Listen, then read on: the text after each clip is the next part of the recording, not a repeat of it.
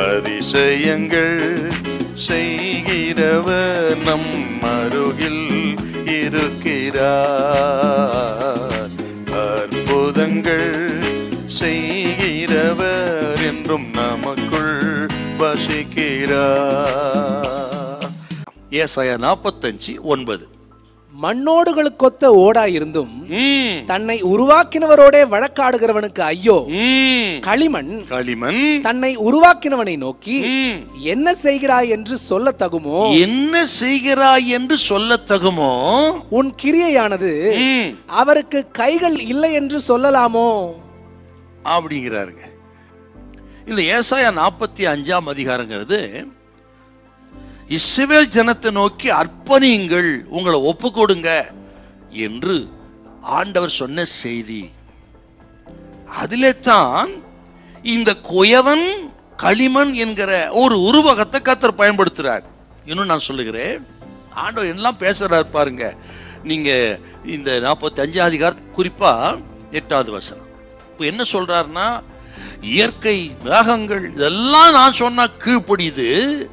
ஆண்டவரை அறியாத கோரேசு ராஜா புறஜாதி ராஜா அவனும் கீழ்ப்படுகிறான். ஆனால் நான் தெரிந்து கொண்ட என் ஜனமோ எனக்கு கீழ்ப்படியவில்லை என்று ஆண்டவர் துக்கமா பேசுறார்.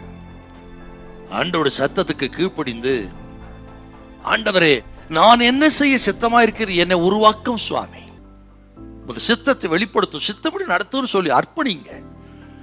அப்பொழுது வேதம் சொல்லுகிறது, பெரிய காரியங்களை கர்த்தர் வெளிப்படுத்துவார். பெரிய காரியங்களை கர்த்தர் உங்களோடு பகிர்ந்து கொள்வாரா?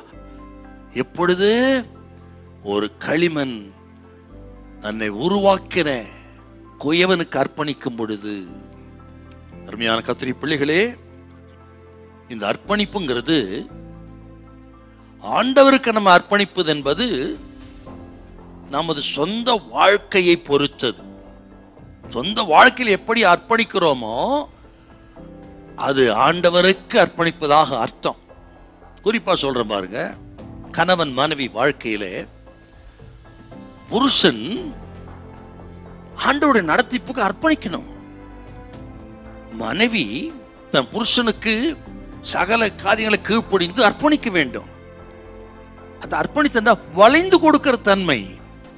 உங்கள் நடத்தை, உங்கள் செயல் எல்லாவற்றிலும் இந்த களிமண்ணை போல வளைந்து கொடுத்து அர்ப்பணித்து ஆண்டோட பலத்த கருத்துக்குள்ள அடங்கிருங்க. அதுதான் முக்கியம்.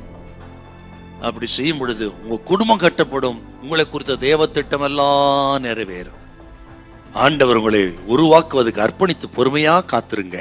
வளைந்து கொடுக்கிற இந்த தன்மை இருக்கட்டும். உங்களுக்கு ஒரு நாள் வரும், உங்கள் தியாகம், அர்ப்பணிப்பு, சகிப்புத்தன்மை, விட்டு கொடுக்கிறது, எல்லாவற்றுக்குரிய பலனை கர்த்தர் தருவார். ஹல்லேலூயா, ஹல்லேலூயா.